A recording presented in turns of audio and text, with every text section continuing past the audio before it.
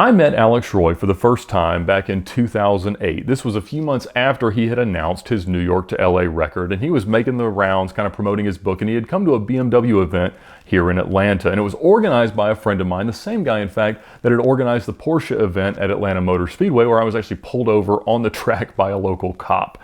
And he actually took me over to Alex and introduced me as the guy that was someday going to break his record. So it was a little bit awkward, and I'm sure it kind of ruffled his feathers, but I was very pleased to have been introduced. Obviously, this is someone I want to develop a relationship over the coming years with, and we had a nice, cordial conversation. But I didn't really get back in touch with him by calling him until a few months after that, and it wasn't because he had given me his phone number then. In fact, I'd found it a few years prior. I was browsing through some Gumball 3000 photos and saw a picture of him sitting at a computer, and there was a sticker on the back of the computer with a cell phone number or a phone number of some sort. And I just assumed this is probably there in case it gets lost so that he can find it, and I just stored it in my phone. And so a few months after that first encounter, I called him because I finally had a reasonable justification for doing so. I actually had a customer who rented my Ferrari 360 Spider all the time, and he would drive it and kind of treat it as his, and he had a friend who was a Corvette enthusiast, and like most Corvette enthusiasts, used the word bang for the buck all the time. And at the time, the C6 C06 was just like the craziest performance bargain anyone had ever heard of. And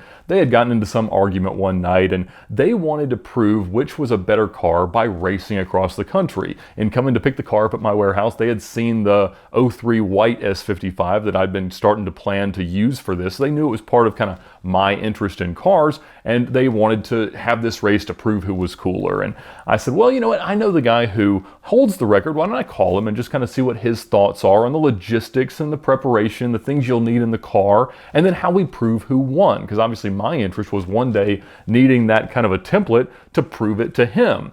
And so I called him, and obviously his initial response was just as I had expected: this is an awful idea. And I knew it was an awful idea, but it was just a great excuse to talk to Alex. And he talked a little bit about how he might prove it, and I mentioned, all right, we already got these tracking devices in the cars, I can see where they're at. And he conceded at that point that that was the end-all be-all of proof of a Cannonball at this point, because prior to that, it wasn't something he really had, although around the time he did it was around the time I installed my first tracking device in one of the exotic rental cars. And so he was nice, but gave me the absolutely correct advice, like, don't do this. And I'd already pretty much made up my mind not to do it, but I really just wanted to use the chance to talk. And so I gave them some quote that was just exorbitant, and they actually wanted me to race them for the rental fees. And I was certainly not in a position at that time financially to wager that amount of money on anything, much less a race where my old Mercedes might just break down. So that race never happened, but I made it a habit of calling Alex a couple times a year just to stay in touch, so that if and when I was able to, achieve some decent time, it wouldn't come as a shock. Like, he would know that it was out there, that there was somebody pretty interested. And he had told me that he thought 5 or 6 people a year tried it. Now, that was absolutely not true. Maybe a few people did over the years, but it wasn't something that many people were chasing. And he was always, at least cordial enough in indulging me in the conversation, but not really forthcoming about his thoughts on strategy and technologies and things that might make it easier to achieve some different outcome or a better outcome than his. And I mean, I get that. When you're talking to someone who wants to approach this idea, you kind of incur some responsibility for their outcome by giving them advice, by counseling them through some of the decisions, and by revealing anything about what you did. I mean, there's no blueprint to this, but you build on whatever other people have done. And I always viewed Alex as kind of the godfather of the modern iteration of this craft. I mean, he was the person who built out all the crazy countermeasures, prepared the car in the ultimate fashion, really money no object, and it was admirable, enviable from my perspective, and something I could kind of emulate on a smaller scale, but I certainly didn't have the budget to reproduce. But in getting to know him and kind of trying to pry out anything I could that I might be able to consider useful, I kind of made up my mind at that point that if I was ever in the same position of holding the record,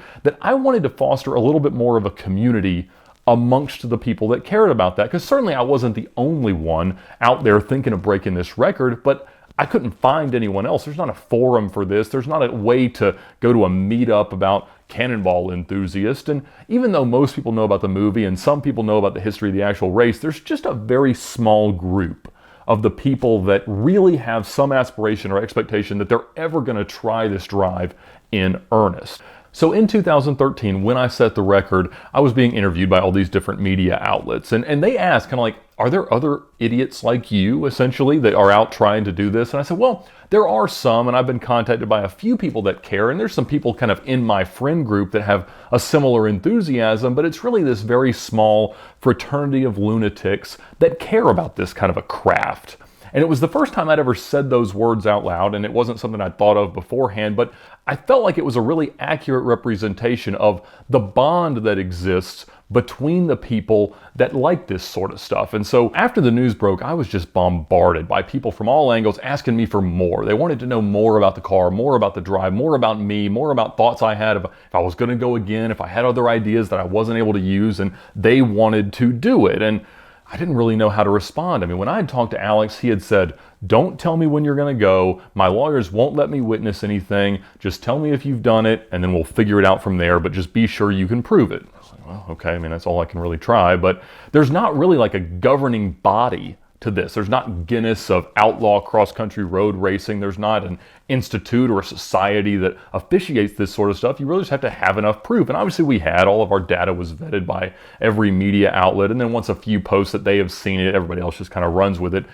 And I wanted to be friendly. I wanted to be forthcoming. I wanted to be transparent about how we had done it. And I loved the idea of meeting other people who were just as crazy as me, I guess, in theory. And so I didn't really know what to do. So what I did very immediately was I just kind of started a group, and we built a communication method, and I put everyone who would approach me with any level of interest in this group. And as they'd all ask a question, I'd only have to answer it once, and it would all kind of be stored here. And that was convenient for me because I wanted to make sure everybody, if I was going to give anything out to anyone, I needed to, I guess, give it to everyone that really approached me. And the group kind of started to grow, not by many, you know, it was half a dozen and then maybe 15, and it got up to about 30 people. And when possible, I would add in other people that had other attachments to the idea, and it just became the real Fraternity of Lunatics that I'd kind of alluded to in that CNN interview.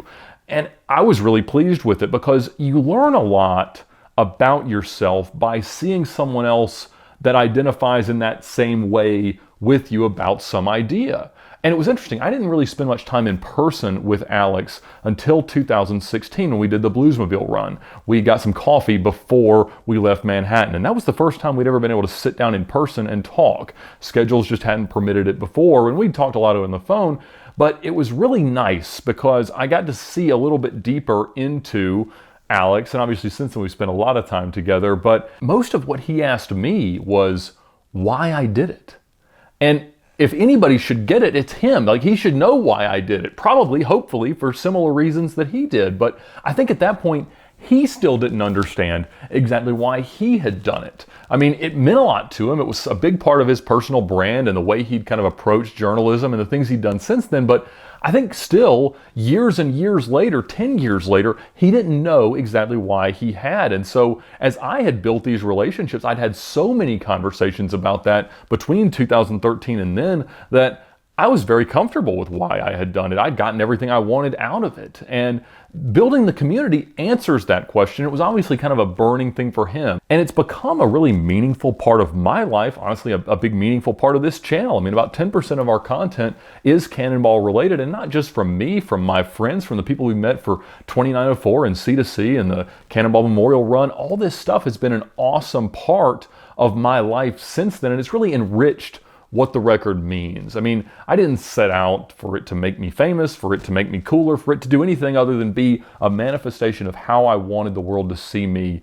as someone who loves cars and challenges. And it's done all that. And, you know, people ask, if somebody beats your record, are you going to go again? And my answer is always no. Like, I wouldn't want to be insular about how I approached it to keep someone from beating it. I mean, I love this part of American automotive history. It compelled me, obviously, over almost a decade to achieve this result, and it's meant the world to me since then, and I think will for the rest of my life, regardless of whether somebody does it better.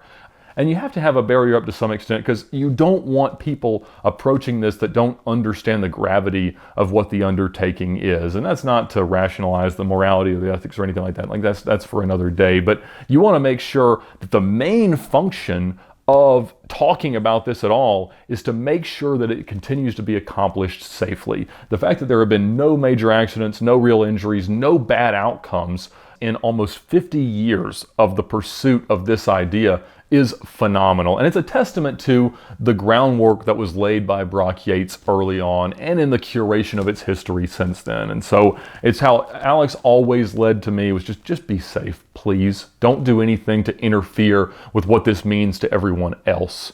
It's something we all do for our own reasons. But the chances to get all these guys together, and we've done that many times, a couple, at least 2 or 3 times a year since then, to just meet, have dinner, talk about it. And whatever your interest is in the automotive hobby, it's not something you need to keep to yourself. You need to get out, do the drives, do the events, meet the people, and build the relationships. So I'm truly grateful for what all those relationships have meant to me, and I'm excited to see what happens. I mean, one of the greatest things to me was that right after we started really getting everybody together in 2015, there were 12 different Cannonball-related records claimed. Now, not just the outright New York to LA records, people trying to beat 2850, but the competitive event record, the 3-wheel record, the motorcycle record, the Atlantic to Pacific record, solo drives, all sorts of stuff, coast to coast to coast. These things were just an explosion of passion for the idea of Cannonball and everyone wanting to find their own accolade that really was the manifestation of their approach to the idea. And so I know there's a lot of people that are planning to try to beat 2850. I wish them all the best. Obviously, my advice, most importantly, is be safe. Maintain the reputation that this whole idea has, but really to be sure to enjoy the ride. You never know what the destination's really going to be, what it's really going to mean, but all you can do is savor the miles, savor the relationships, and enjoy it all the way to the finish line. At Dollar Shave Club, you're always in control. Simply choose the delivery dates and frequency that suits your schedule so you don't run out. Get a shave, shower, or oral care starter set for just $5 at dollarshaveclub.com.